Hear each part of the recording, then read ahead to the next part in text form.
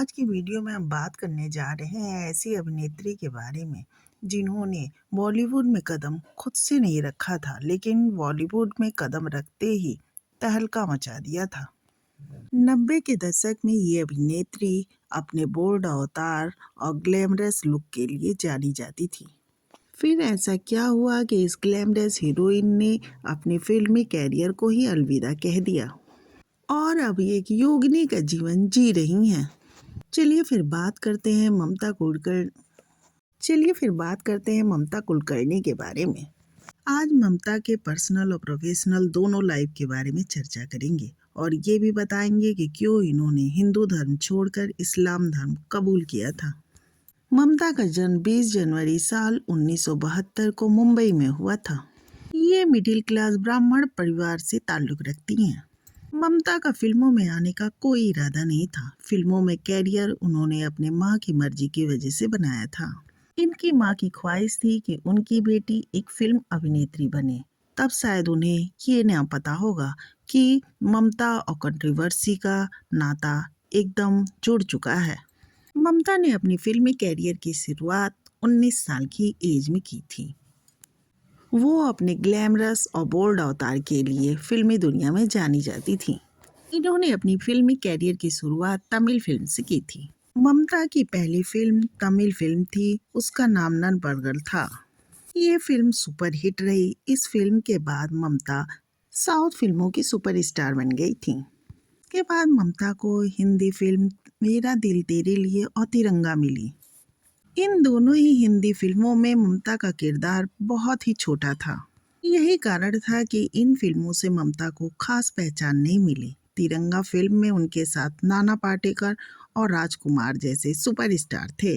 उसके बाद 1993 में ममता की फिल्म आई आशिक आवारा। इसमें उन्हें लीड रोल मिला था। इस फिल्मों के जरिए ममता को भोली भाली लड़की और खूबसूरत लड़की का खिताब मिला था। उसके बाद उन्होंने एक फिल्म मैगजीन में फोटोशूट कराया था। उसके बाद इनकी खासा चर्चा हुई थी।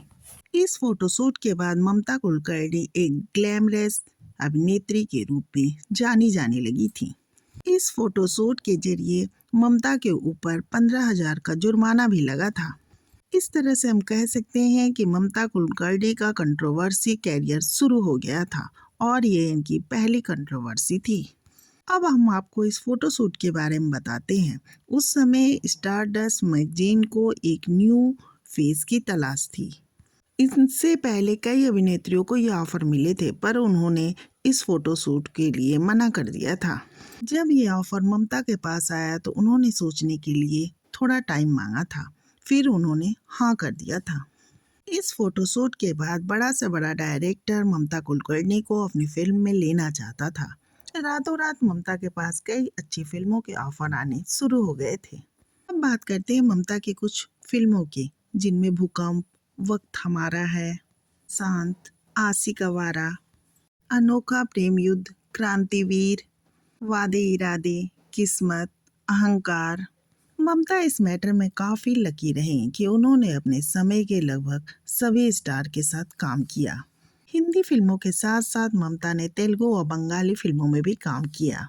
ममता की कैरियर की गाड़ी ठीक ठाक चल रही थी। इसी बीच राजकुमार संतोषी और ममता के बीच टकरार की खबरें आने लगी। ममता ने राजकुमार संतोषी पे चाइना गेट में उनका रोल छोटा करने और एडवांस को काटने का भी इल्जाम लगाया। ममता के इल्जाम इतने पे ही नहीं रुके। बाद में ममता ने राजकुमार संतोषी पे यह आरोप लगाया कि उन्होंने सेक्सुअल हरासमेंट का इल्जाम लगाया। इस तरह देखते ही देखते बात बिगड़ती चली गई। इस तरह ममता उन चंद अभिनेत्रियों में रही जिन्होंने पब्लिकली अपने डायरेक्टर को ही टारगेट कर दिया था। ममता कुलकर्णी और राजकुमार संतोषी का विवाद काफ़ी बढ़ गया था। कहा तो ये भी जाता है कि राजकुमार संतोषी ने ममता कुलकर्णी को चाइना गेट से निकलवा दिया था, लेकिन ममता ने अंडरवर्ल्ड का सहारा लेकर दोबारा फिल्म में एंट्री की। अंडरवर्ल्ड से जुड़े रहने के कारण भी ममता के कैरियर पर काफ़ी बुरा प्रभाव पड़ने लगा था। तो डायरेक्टर और प्रोड्यूसर ममता के साथ काम करने से कतराने लगे थे। यही कारण था कि ममता का फिल्मी कैरियर ग्राफ नीचे की ओर गिरने लगा था। एक तरह से कहा जा सकता है कि ममता का विवादों से नाता यहाँ से शुरू हो गया था। उसके बाद उनके कई विवादों में नाम आते चले गए। ममता कुलकर्णी का नाम विक्की गोस्वामी के साथ भी जुड़ा। लगभग 10 साल तक ये गायब रही। खबर तो यहाँ तक भी आने लगी थी कि ममता ने हिंदू धर्म छोड़ के इस्लाम धर्म कबूल करके विक्की गोस्वामी के साथ शादी करके केन्या में शिफ्ट हो गई हैं। लेकिन बाद में विक्की गोस्वामी को गिरफ्तार कर लिया गया था और उन्हें 25 साल की सजा भी सुना दी गई थी। फिर उसके अच्छे बिहेवियर की वजह से उसे 5 साल में ही जेल से रिहा कर दिया जाता है। यही कारण था कि ऐसे अफवाह उड़े कि इनसे शादी करने के लिए ममता ने इस्लाम धर्म कबूल किया था। लेकिन ममता कुलकर्णी ने सार्वजनिक तौर पे इस बात की पुष्टि नहीं की है। जब विक्की गिरफ्तार हुए उनके साथ ममता भी गिरफ्तार हुई थी। यही वो पल था जब इनके रिश्ते सामने आए थे। इसके बाद ममता ने योगिनी का जीवन जीना शुरू कर दिया था। इसकी चर्चा तब आई थी जब उन्होंने एक बुक लिखा था। इस बुक का नाम ऑटोग्राफी ऑफ योगिनी था। ममता के इस ऑटोग्राफी बुक ने भी काफी सुर्खियां बटोरी। इन्हें फिल्मों में आखिरी बार कभी हम कभी तुम में देखा गया था, जो साल 2002 में रिलीज हुई थी।